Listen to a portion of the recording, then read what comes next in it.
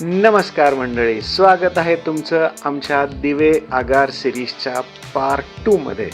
जर तुम्ही पार्ट 1 पाहिलेला नसेल तर तो नक्की पहा, कारण आजचा पार्ट पण खूप खास राहणार आहे. हा आहे दिवे आगारचा समुद्रकिनारा आणि तो फार सुंदर समुद्रकिनारा आहे. डोळ्यांना शांतता देणारा, मनाला हलकं करणारा आणि आयुष्यातल्या सगळ्या टेन्शनना काही काळासाठी तरी विसरायला लावणारा. दूरवर नजर टाकली की समुद्राला अंतच नाही, जसं आयुष्यातल्या शक्यतांनाही अंत नसतो. पाण्यासोबत खेळणारी माणसं, लाटांबरोबर हसणारी मुलं आणि रोजच्या आयुष्यातले सगळे स्ट्रेस येथे येऊन जणू पाण्यात विरघळून जातात. कोणी ऑफिसचा ताण विसरले, कोणी आयुष्यातल्या चिंता, तर कोणी फक्त आजचा क्षण जगतोय. आणि मित्रांनो, आज आमच्यासाठी हा क्षण आणखी खास आहे. मी, माझी बायको श्वेता आणि माझी मुलगी श्रेया, तिघंही आज मनापासून एन्जॉय करत आहोत. श्वेतासुद्धा आज पूर्ण रिलॅक्स मूडमध्ये आहे, कारण रोजच्या जबाबदाऱ्या, घरकाम, रुटीन हे सगळे इथं काही वेळासाठी थांबलंय.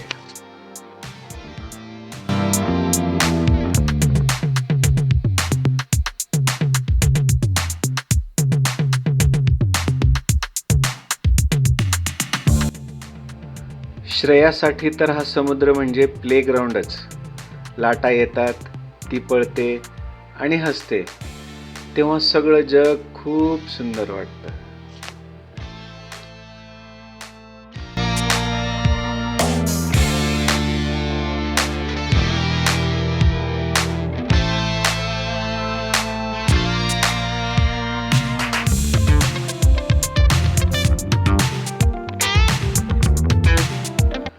समुद्रात पाय टाकल्यावर थंड पाणी जसं शरीराला स्पर्श करतं, तसं काहीतरी मनालाही स्पर्श करतं. जणू तो समुद्र सांगतोय, थोडं थांब, श्वास घे आणि आयुष्य एन्जॉय कर.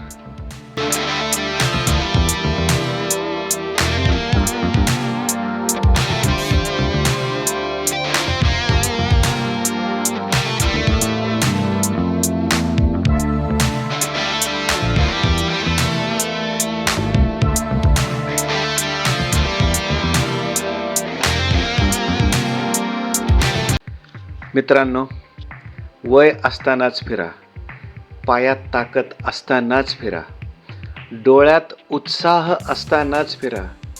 नंतर जाऊ म्हणता म्हणता कधी नंतर येतच नाही. आज वेळ नाही, उद्या जबाबदाऱ्या वाढतात आणि मग आयुष्य फक्त कॅलेंडर बनून राहतं. पण अशा ठिकाणी आल्यावर कळतं की आठवणी ह्याच खरी संपत्ती आहे.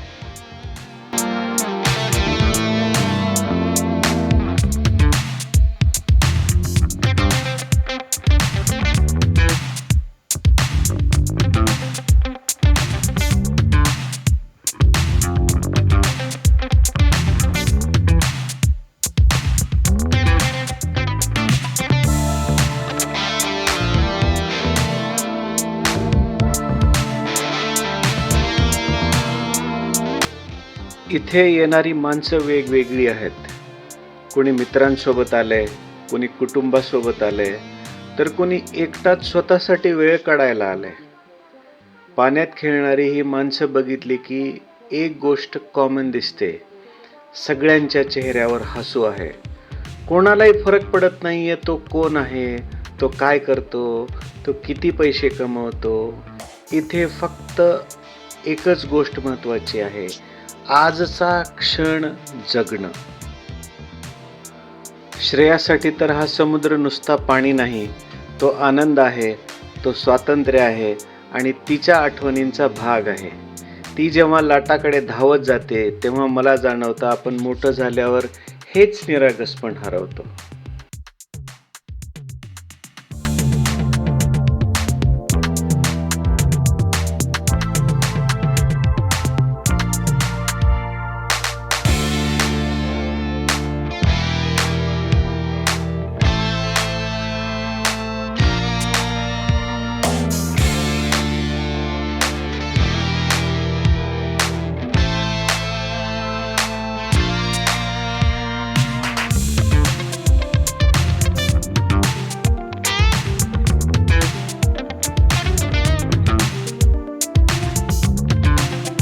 आणखी थोडा वेळ समुद्रकिनाऱ्यावर वेळ घालवल्यानंतर पुन्हा रात्र झाली.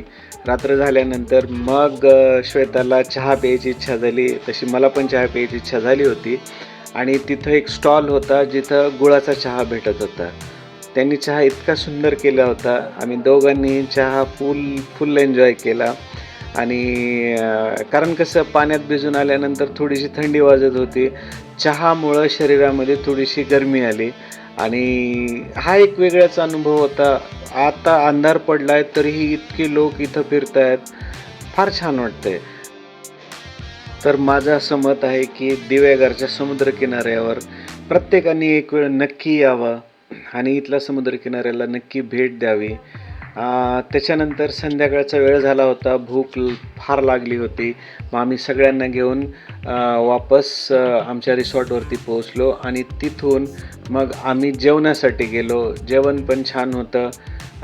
त्या दिवशी आम्ही रात्री चिकन थाळी खाल्ली.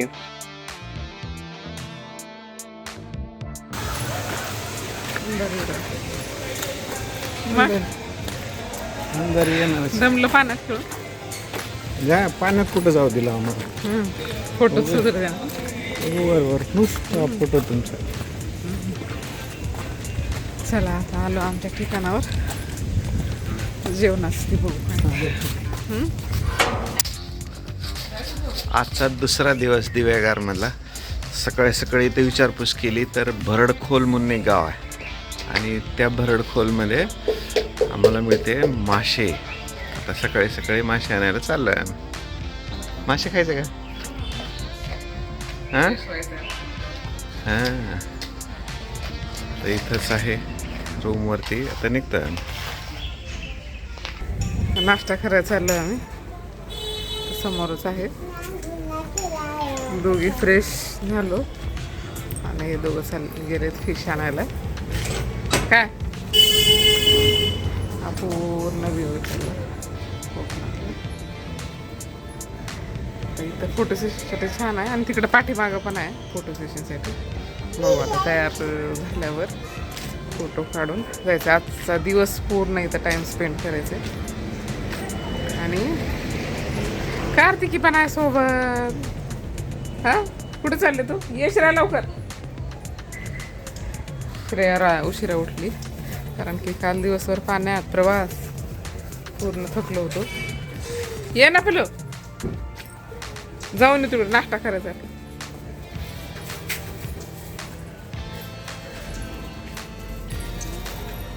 आणि भांडे सोबतच आहेत पाण्यात खेळायला. हा श्रेया भांडे दाखव. असतात वर दाखव. भांडे म्हणजे हे फिश, त्यांचं ते शेप द्यायचं मातीतलं. ते राहू दे श्रेया, ठेव ठेव. चल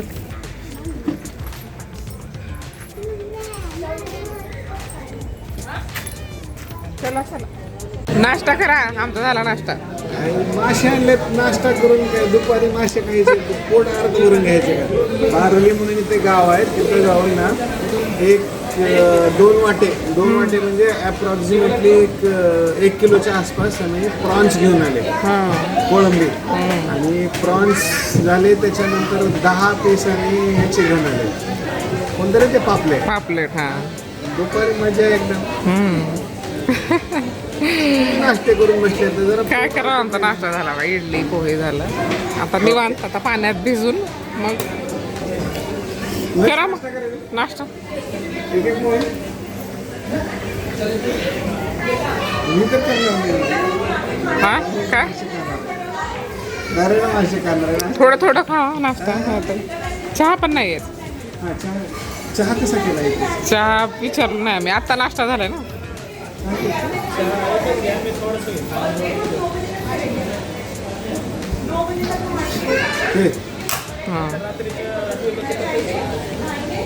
हां चांगला होता. इथला पिलोच नाही आम्ही आज. हां पैसे देते का?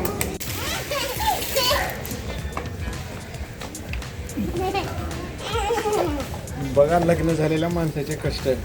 सेल्फी स्टिक, पॉवर बँक, लेकरायचे कपडे, टॉवेल बिवेल सगळे स्वतः घ्यायचं.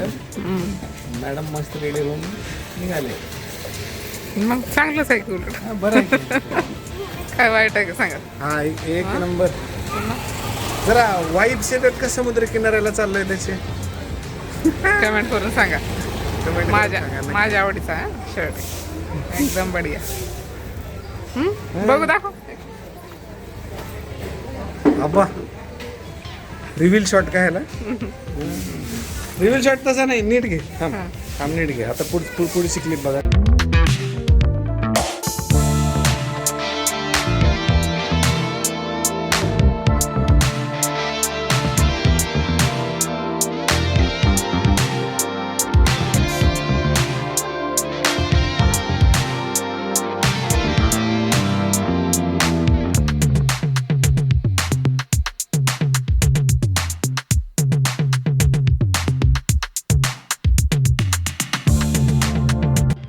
नवरा बायकोचं नातं म्हणजे एक सुंदर फ्रेंडशिप असते, जिथं दोन माणसं एकमेकांना समजून घेतात आणि वेळ काढतात.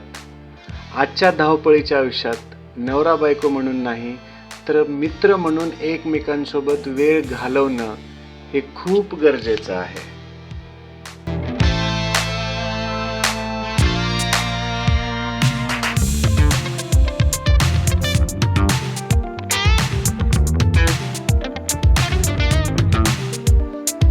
जर तुम्ही मॅरिड असाल तर एक गोष्ट नक्की करा, कामातून वेळ काढा, मोबाईल बाजूला ठेवा आणि एकत्र फिरा.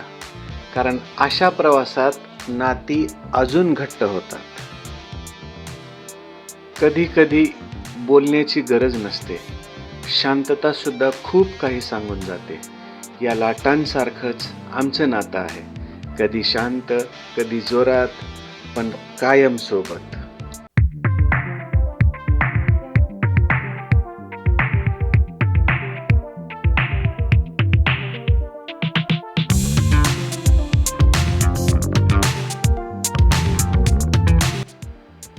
आणि मग हे सगळं अजून सुंदर होतं जेव्हा श्रेया आमच्यात येते. तेव्हा कळतं हे नातं फक्त दोघांचं नाही आहे, तर एका सुंदर कुटुंबाचं आहे. दूरवर पसरलेला हा समुद्र, क्षितिजाच्या पलीकडे बघितलं तरीही पाणीच पाणी, आणि कानात लाटांचा सततचा आवाज. इथे उभं राहिलं की जाणवतं आपल्या आयुष्यातल्या समस्या खरंच किती छोट्या आहेत. समुद्र किती मोठा आहे पण तरीही शांत आहे. कदाचित म्हणूनच तो आपल्याला शांत राहायला शिकवतो.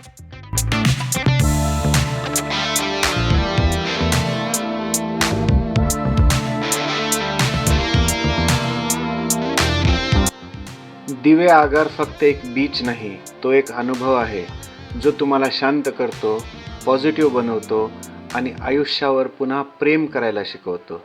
जर तुम्हाला हा व्लॉग आवडला असेल तर लाईक करा, कमेंट करा आणि चॅनलला सबस्क्राईब करायला विसरू नका. ह्याच्यानंतर ह्याचा तिसरा पार्ट पण आम्ही लवकरात लवकर घेऊन येऊ.